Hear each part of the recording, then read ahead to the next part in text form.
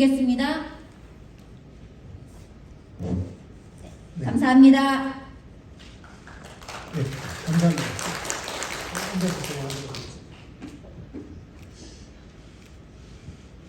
오늘 우리 정말 국민 배우라고 할 수 있는 고두심 선생님의 강연을 듣고 나니까 저는 문득 김만덕 할머니께서 환생하셔서 우리를 꾸짖고 있는 게 아닌가 하는 생각이 들었습니다. 정말 감사드립니다. 정말 대단한 스피치였고 감동적인 그 강연이었습니다. 김만덕 할머니라는 조람만 떠올려도 항상 가슴이 뭉클해집니다. 아까 우리 고두심 선생님께서 김만덕 할머니를 노블리스 오블리주의 표상이라고 하셨지만 사실은 그 말씀은 정확하지는 않습니다. 왜냐하면 아까 선생님께서도 말씀하셨지만 노블레스 오블리주는 원래 본 뜻은 귀족의 책무라는 뜻입니다. 로마 시대의 귀족들은 대개 핸디캡들이 많았다고 해요. 왜 그러냐면 이분들이 전쟁이 나면 앞장서서 싸우고 목숨을 나라에 바쳤기 때문에 그 몸이 불편한 분들이 많았는데, 그래서 로마 시민들이 로마의 귀족들에게 좀 귀족으로서의 좀 특권을 누리는 것을 용인했다고 합니다. 그래서 그것이 이제 지금 귀족이 없어진 이런 사회에서는 어떻게 보면 가진 자의 의무이자 또는 사회 지도층의 책무라고 할 수 있는 거죠. 그런데 김만덕 할머니는 사회 지도층도 아니었고 귀족도 아니었습니다. 그 시대에 228년 전이면 감히 지금처럼 성평등이란 말을 꺼낼 수도 없는 그런 시대였습니다. 그런 시대에 제주도민들이 정말 어려움에 처하자 전 재산을 다 내놓은 그런 정말 우리나라 나눔 정신의 정점에 있는 위인이다, 의인이다, 그렇게 말씀드리지 않을 수 없습니다.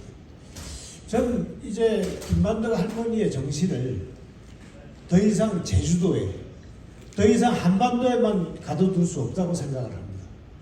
이 할머니의 정신을 전 세계에 알리고 또 이런 분을 본받는 사람들이 좀 많아져야 되겠다 하는 생각을 했습니다. 오늘 정말 이 자리에서 참석해 주신 여러분들께 감사드리고 정말 감동적인 스피치를 해주신 우리 고두심 선생님 다시 한번 감사드립니다. 다음 순서는 우리 프리다, is this your turn? Yeah. 오늘 두 번째 발표를 맡아주실 프리다 미리클리스 선생님을 소개해드리겠습니다.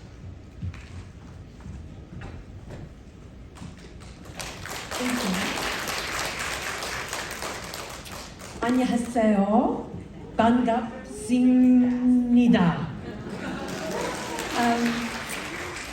All protocols observed, distinguished guests, I'd like to firstly thank the Department of Gender Equality of the Jeju Government, the Kim Man-duk Foundation and the Kim Man-duk Museum, Jeju Women and Family Research Institute, and what a resounding speech by Do Sin Ko in honour of your legendary Kim Man-duk this afternoon.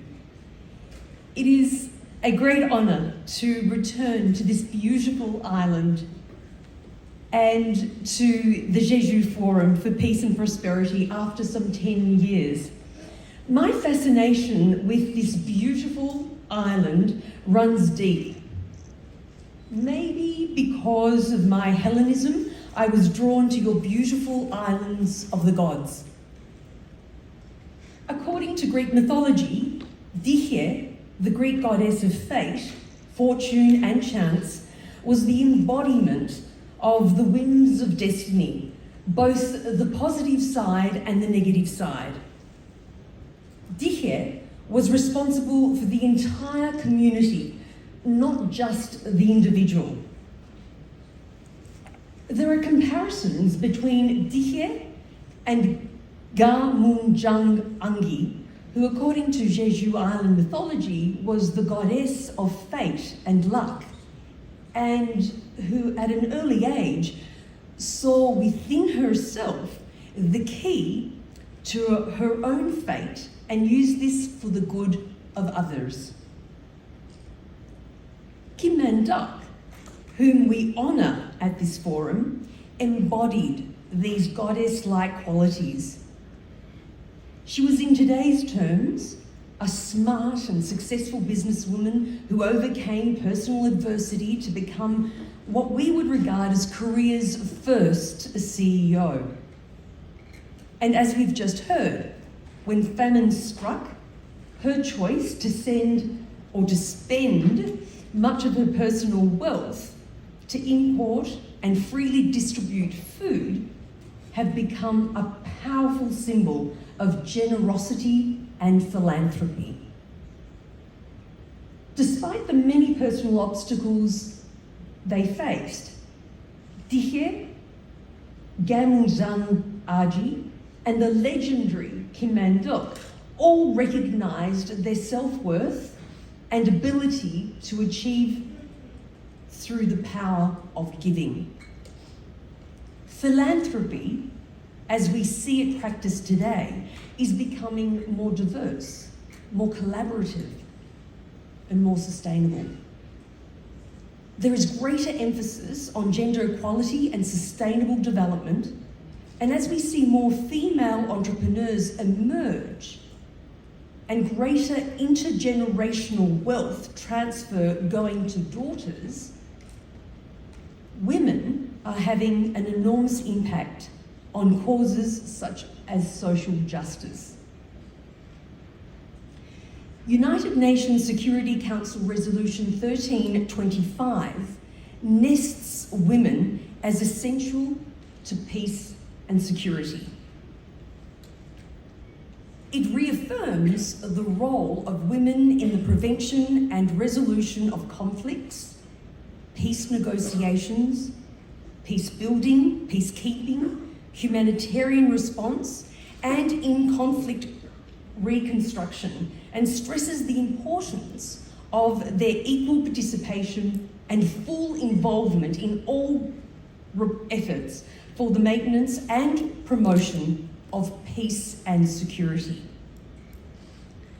Now, more than ever, it is incumbent on all of us to ensure that women and men are leading side by side, boldly, being true to themselves while also demanding more from themselves and those who are also in leadership. In speaking more about this, please allow me to segue to some of my reflections and lessons and experiences from where I left off here in 2013. As it has transpired, I've stepped into 4 key roles with a common theme of women's leadership to support empowerment, sustainability, and peace for a better, kinder world.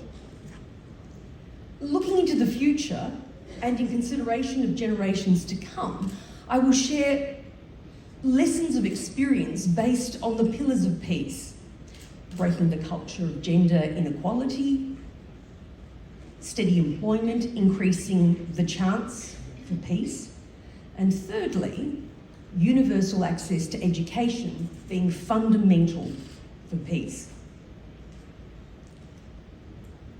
Through the lens of my various roles, firstly as chair of the Commonwealth Businesswomen's Network, our vision is to eliminate inequalities across the Commonwealth, creating an inclusive Commonwealth where every woman and girl has a voice, has a choice and independence to create.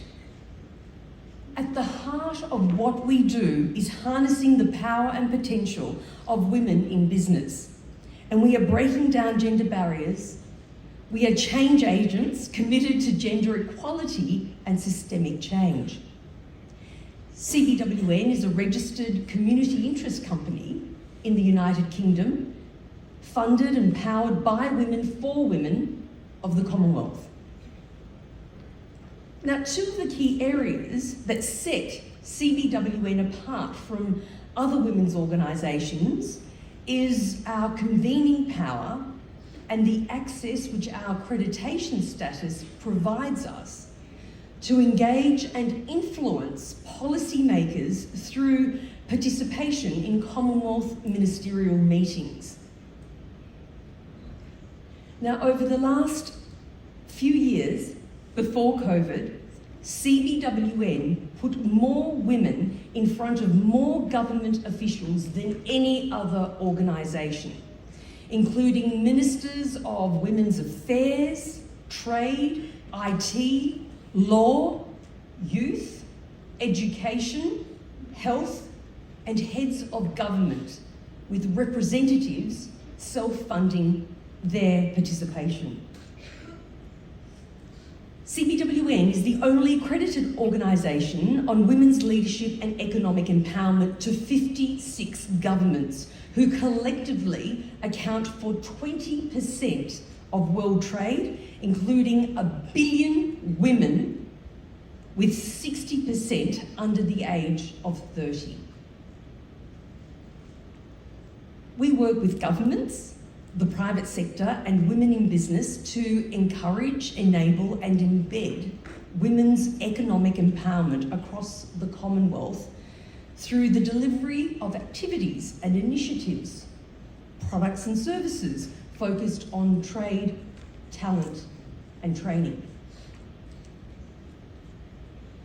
Now, the greatest change since I was last here in Jeju 10 years ago is the growth of the knowledge economy and the impact on countries' ability to compete on the world stage.